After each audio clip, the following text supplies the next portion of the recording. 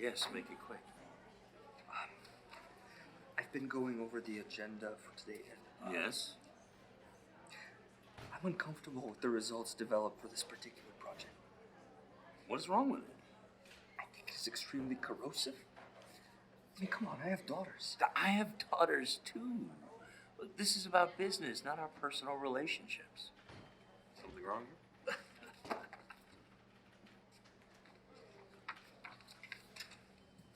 We'll discuss your concerns after the meeting. And if you're still on the fence, we'll work out something special just for you.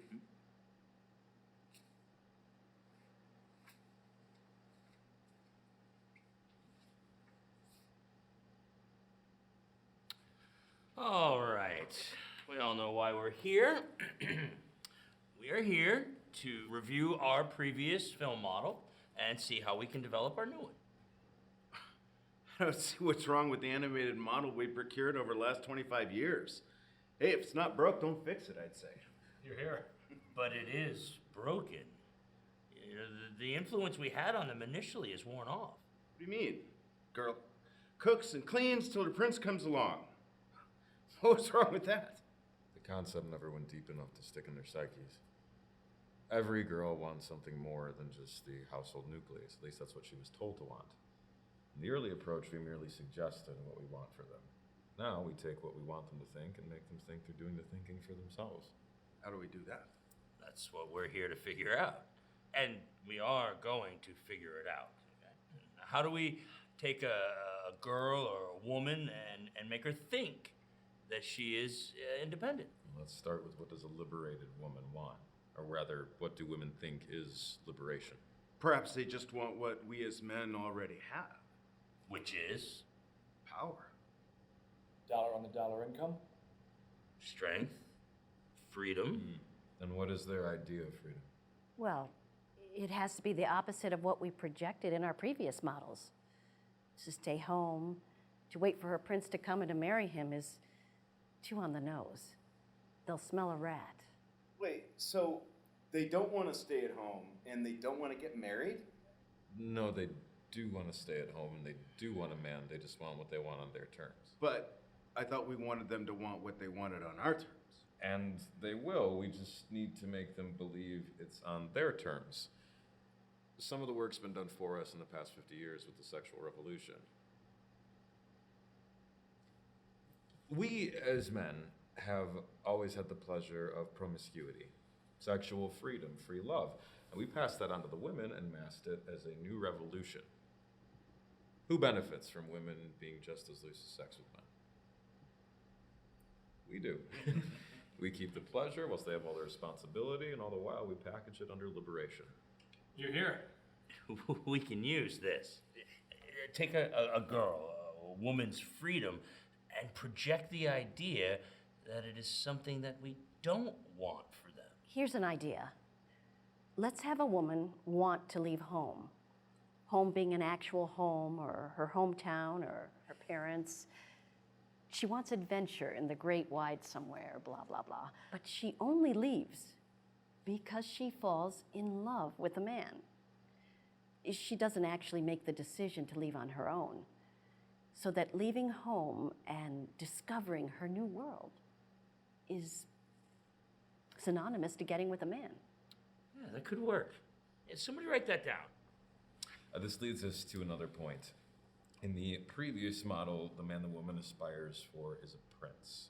Symbolically, this represents the best of man. Even though the woman compromises her freedom for this man, she still holds a highest standard of what a man ought to be. Well, then he must be unexceptional. Maybe even pathetic. Possibly even a monster. A monster? Yes. The idea of who she ends up marrying must be exceedingly low. But how would she fall for this exceedingly low man? Well, because she does not want to be alone, she lowers her standards in order to have the man. So she gives up her life for this pathetic, unexceptional man, monster. Not literally a monster, Lamp. Call him a diamond in the rough, a project. Is someone she is too busy fixing to focus on her own dreams. Because she begins to believe that fixing him is the dream. Let's go with that. If we can make her fall in love with a monster, it should be just as easy to have the girl/woman fall for Mr. Pathetic or Mr. Unexceptional. Should he be a charming monster? He'd have to be one charming monster. Not necessarily. Maybe it's about her trying to see what he's like on the inside. Or better yet, she thinks she could change him. We make the girl think it's her job to peel back all his layers. That sounds like we're trying to teach girls to nag. All right, she tries to change him by serving him. Submissiveness is trending. 50 Shades of Grey for girls. Get them while they're young. I can get on board with that. Good work. Think we are making excellent progress. Now, there is the matter of making this concept universally acceptable to all women, help them see themselves in the female protagonist. Should there be different types of stories for different types of girls? No. We need the same formula for all girls, regardless of their backgrounds. We want every movie to influence every girl the same, regardless of background. How do we do that for different demographics? Everybody knows Caucasians are the most envied and desired race, and the most sought after female, for better or worse, is the white female. A thin waist white female with a nice figure. 16, 17 years old or so? Really? He's just being honest, Miss Lamp. We need to be honest. This is what needs to be universal. The want to be that female, a white female. So that even if you are a colored female, you see yourself in the white princess because that's who you want to be. And it must be relatable to the white girls as well. White girls must want this unattainable whiteness too. Yes, we must go that far. We can't simply have brown girls aspiring for something impossible. We need the Caucasian girls to also aspire for something hopelessly unattainable as well. Well, it's animated, right? Maybe they can be a caricature of a woman, like Betty Boop. But in a Sweet 16 sort of way. Yes. Impossibly perfect, unattainable to every girl. It's fool's gold. Hear, hear. Is it possible you can agree with me without being so obsequious? Absolutely, whatever you want.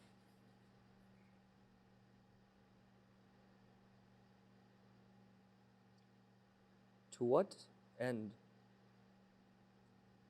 And? This is the beginning, Mr. Lamp. The beginning of a new era for the 21st century and beyond. But what about the ethics of this new narrative? Please.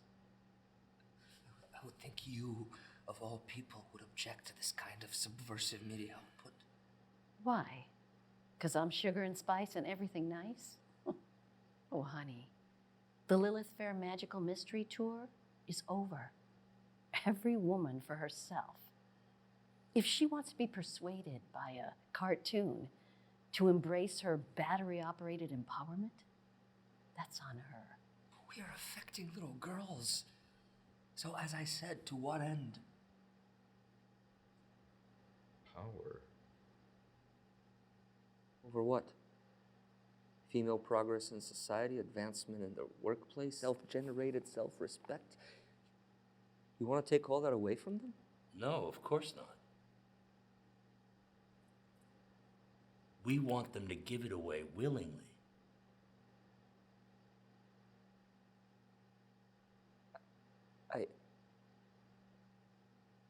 Will this affect my work? Well, if you're uncomfortable with this new design, I suppose there's one other option for you. Yes? We'll just need a human sacrifice. Sorry? Human sacrifice. Think of it as a toll to pass through the booth of creative integrity.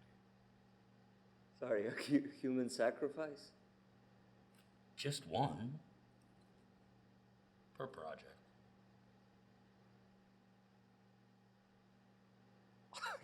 Human sacrifice, metaphorically speaking, of course.